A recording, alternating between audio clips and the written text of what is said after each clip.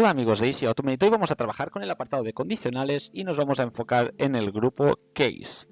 Como ya comentamos en anteriores vídeos, existen dos grupos en los condicionales que son las acciones relacionadas con if o si se cumple un condicional y las acciones realizadas con case.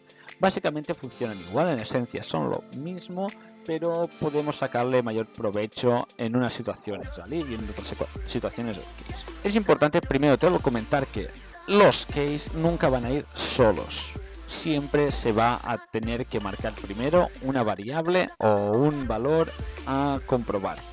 Por lo tanto, siempre vamos a tener que poner el switch primero. En el switch vamos a poner un valor a comprobar. En este caso ya tenemos una variable creada que es filename no extension, que también viene del vídeo anterior. Si tienen cualquier duda con todo eso, pueden ir al otro vídeo que se lo voy a dejar en las etiquetas y en los comentarios, y de esta forma van a poder saber de dónde viene todo esto de aquí, de obtener la ruta del archivo. Como hemos comentado, los case siempre van a ir dentro de un bloque switch, porque en este caso el case va a comprobar la variable o el valor que le hagamos puesto en el bloque principal, que es switch. Se tiene que comentar primero de todo que estamos trabajando con nombres de documentos siempre enfocados a un ámbito más empresarial, por lo tanto vamos a trabajar con nombres de documentos del estilo de factura, requerimiento, documento, etc. Ahora lo que vamos a hacer va a ser, si este valor tiene factura, como vemos aquí, nosotros obtenemos el nombre del archivo y este nombre de archivo tiene factura, o se llama factura el nombre.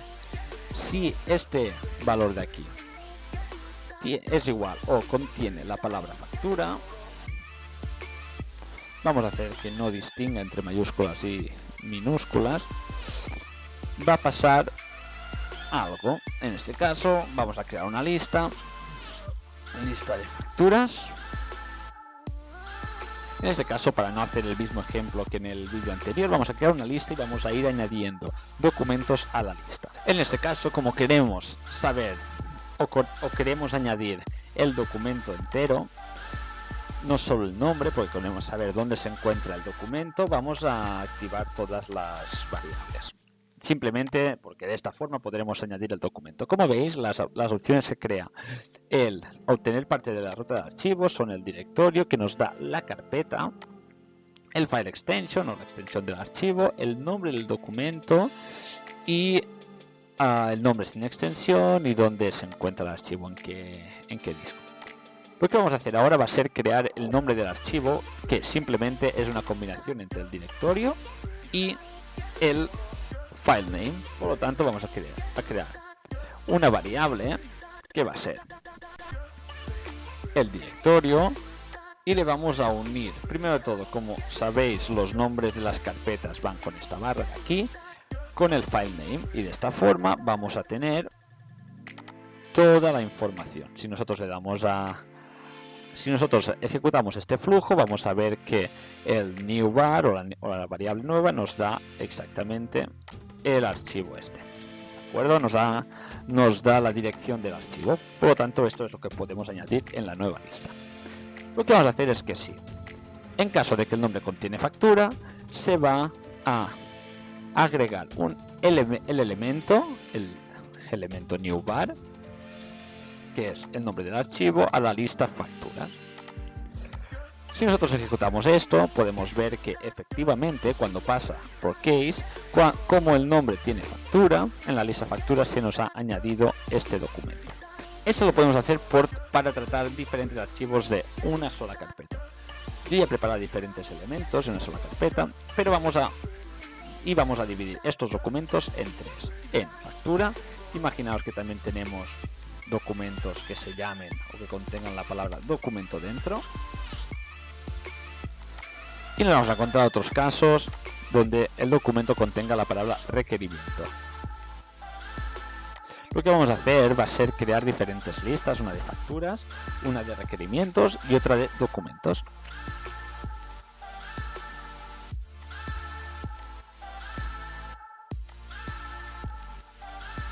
Ahora tenemos esto, pero de la manera que lo tenemos puesto, simplemente nos va a obtener un archivo. Por lo tanto, nosotros lo que queremos hacer es saber todos los documentos que contengan estas palabras de una carpeta. Para hacer esto, ya lo comentamos en otro vídeo, nos vamos a carpeta y vamos a obtener archivos de la carpeta. Y ahora aquí ponemos la dirección de la carpeta de la cual queremos obtener los archivos. En este caso, como tenemos el directorio aquí, que es lo que nos interesa, vamos a poner todo esto. Ahora no ponemos filtro del archivo, esto de aquí, no os preocupéis, ahora vamos a ver cómo lo hacemos. Ahora que obtenemos todos los elementos de esta carpeta, lo que vamos a hacer va a ser crear un bucle.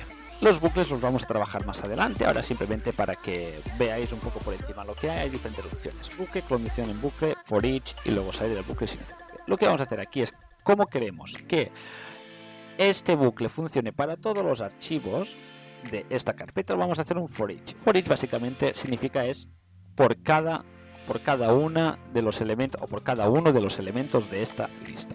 Por lo tanto, por cada uno de los elementos de files, que es los archivos que hemos obtenido, quiero que hagas o quiero que compruebes estos condicionales. Ahora aquí simplemente el valor, cuando estamos trabajando con current items, el valor, si os fijáis dentro de las variables hay diferentes opciones.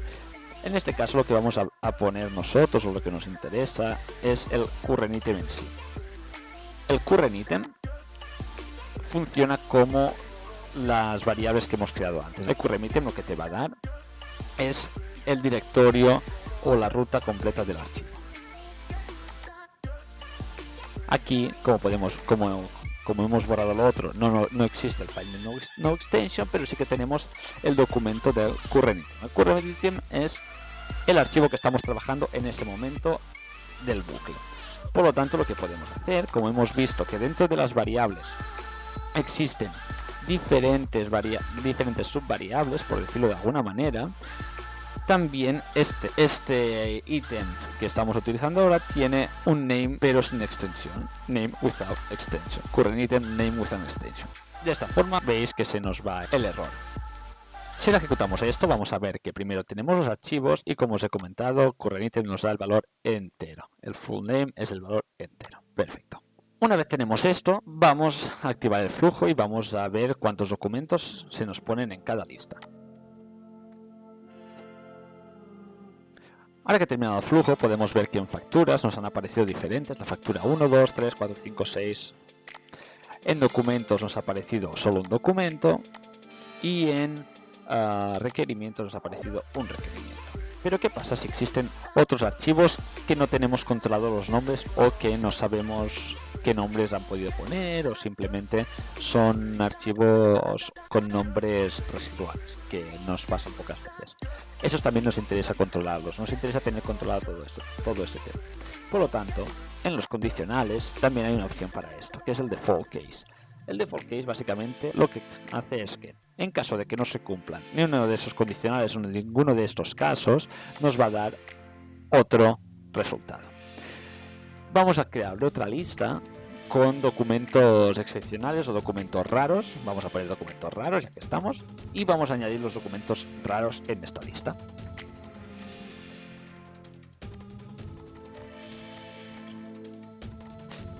Como hemos comentado, hemos creado una nueva lista al principio de todo, y lo que hemos hecho ha sido que si no se cumple ninguna de estas condiciones, se añada el valor a documentos raros. Vamos a ejecutar el flujo y a ver cómo funciona. Una vez terminado el flujo, podemos ver que en documentos raros existen dos documentos. Un .msg o un correo electrónico que contiene el nombre "este mensaje es urgente" y un Excel. Esos documentos también nos interesaría tenerlos controlados para no dejarnos ningún cartucho de tintero. De esta forma, con ese ejemplo del case, podríamos automatizar diferentes procesos dependiendo de los nombres de los archivos, diferentes textos que contuvieran esos archivos, o de diferentes valores en un Excel o de diferentes cálculos.